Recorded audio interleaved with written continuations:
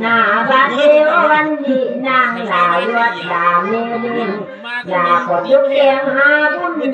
ลาก็จุกเอาบุญในถุงใส่กินนั่นกินไปออกนางยอดลาตัวลอยการจึงสายสอยเกาะมือพิธีปืนนับเพื่อนและออกลงและสามที่อยู่บ้านอยากมุกเล็กด้วยงอนจะเอาเมมาดาเดี๋ยวจอมแป้งและเลี้ยนมิดยันได้กันพร้อมพอจึงมาผู้โตโจกันได้กินตันบ่ได้ให้บุญที่ต่างจอยกันพัติใบบุญนี้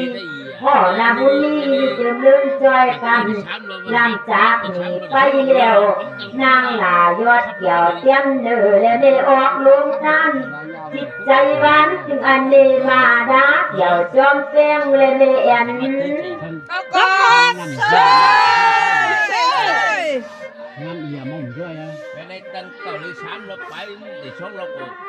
หน้าบาดเดียววันนี้กันว่านางลายอดเอเลวันฟุกเสียมาแล้ว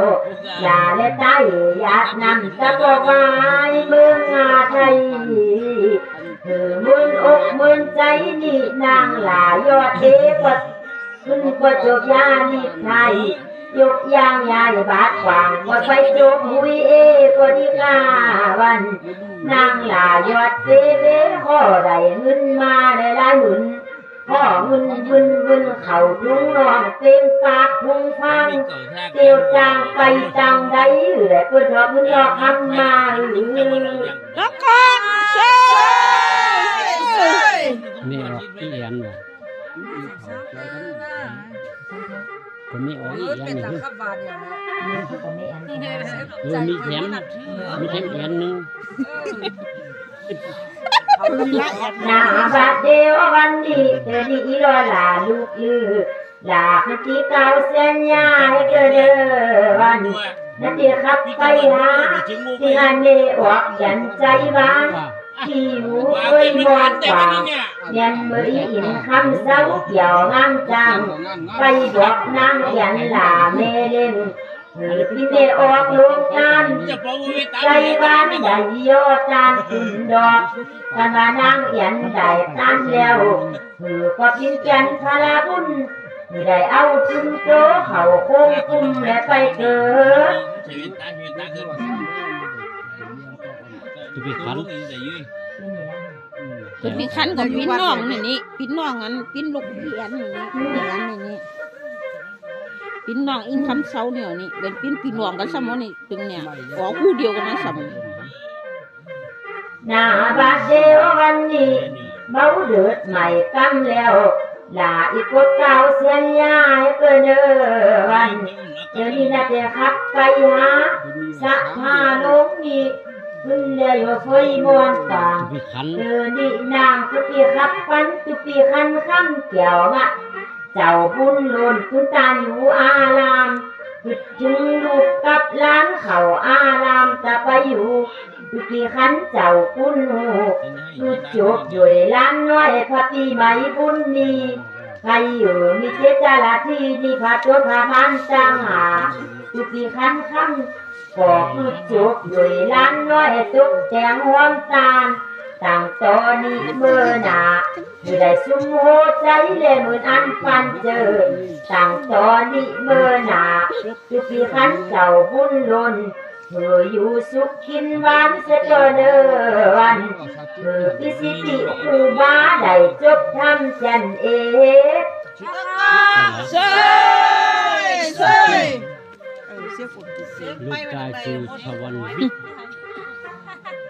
คุณไปเปรี้ยวคุณหน้าบาดเดียววันนี้เธอดีนะเปียไข่เหยียดนิ้วมือสวยขับกันนางจุ่มหลาดอกไม้และไม่ออกลงกันจึงอันใจวัดใจหวานขึ้นเรืออยู่วังแวดเสาที่ว่าใจสวรรค์วิทย์ใหญ่ปิ้นเก่าปิ้นลูกเมออกลงนางจุ่มหลาเมเล่นเมสะที่ใหญ่ขึ้นมีนางก็จิตใจดีสัมใจบุญขนาด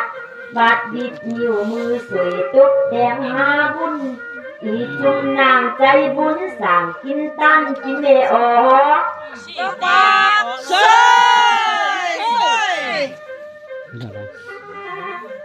เข็มทอง ขันช่วยใส่แล้วเลยเนี่ย ว่า ซึ่งหันใส่อะไรเนี่ย หน้าบาดเดียววันนี้หน้าขับบอกเหือชื่อซ้ำและเล่นอีจุ่มได้จุ่มโมใจที่ปันเจอที่อันลูกใจเจ้ามีใบฟัดโกอีจุ่มนางกว่าตุเลโจเลยมากินตันกินได้ออกมาใครท้ายบอกน้ำตาลขึ้นพระปีใบบุญมีต่างจอนเมื่อหนา วิสัย อาจารย์สวรรค์วิโตดีได้กินลูกอีจุ่มเนเลนมึงคำเห็นติ้มไว้และติ้มกับในถุงพุงจิตใจได้ย่อจานพระปีใหม่กันมานั่งซุ่มเอเลได้ตั้งแล้วเธอก็ซุ่มมักนั่งใจไปจังได้หือเมยากับจึงโจกนา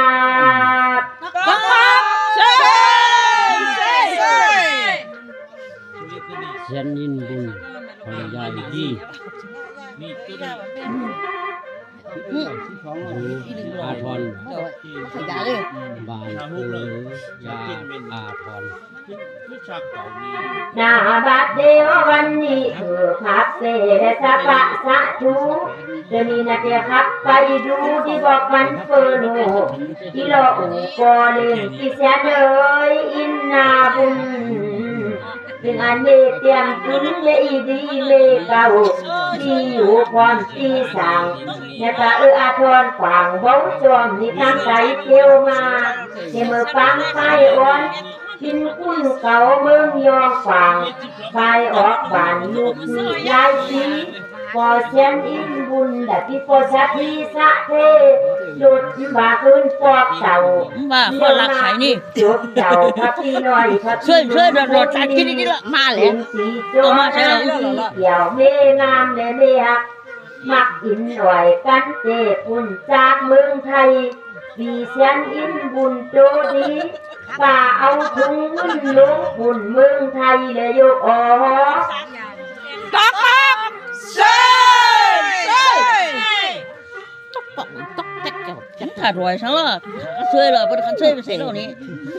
กอก หน้าบาดเดียววันนี้ยกขวบเตียนอาทรขวางเบาจอมจะเอาเมลักเกี่ยวจอคอมขึ้นเลยเมอีนางดีพวกของมีเงินไหลได้กินตานบาทานีให้บุญกี่กังจอยกันและสู้เจ้าบ่หายลุกตีในเมสายความเมืองไทยมาจัดจอดกันมาอีรอดหลาบอกแล้วพี่แสนเลยอินบุญจึงเมจุนที่หมู่จุ่มลูกเต่า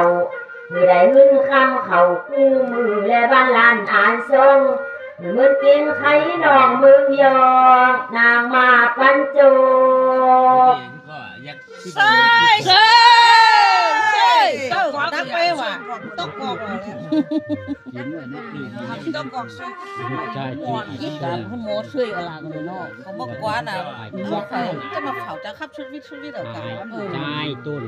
ใจตุ่นนะ จั จ๊ะ งเจ้า อืม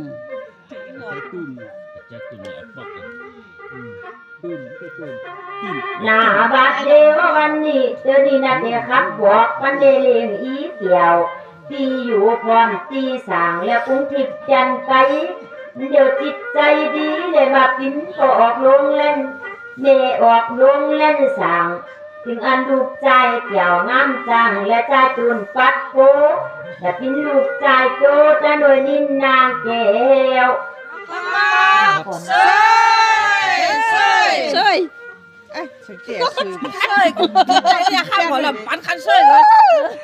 ก็ไข่ดวง หน้าบาดเดียววันนี้ที่หันดูที่สองน้องนางเกี่ยวที่ว่าใจก็ขายตัวหน่อยลูกสุดไฟตัวนี้เอ้ยวัน ใช่เนี่ยช่วยน่ะสบายใจ ได้แล้ว ได้ เนี่ย อยู่เมืองตั้งใจได้อยู่ไว้เมืองเกินแล้วกรุงทิพย์จันไกมีเงินใบได้ยอจานบาทานีให้บุญกี่ฝั่งจอยกันถึงอันลูกลักเกี่ยวดอกไม้และมีอยู่สองคุณไม่ได้สุขกับบุญเลยมากินตันกินไม่ออกมาใครท้ายดอกนำตามตุนพระปีใบบุญดี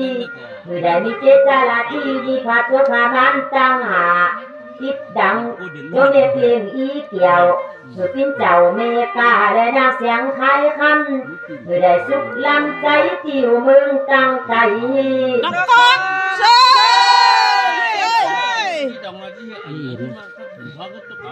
ลูกประชันหลวง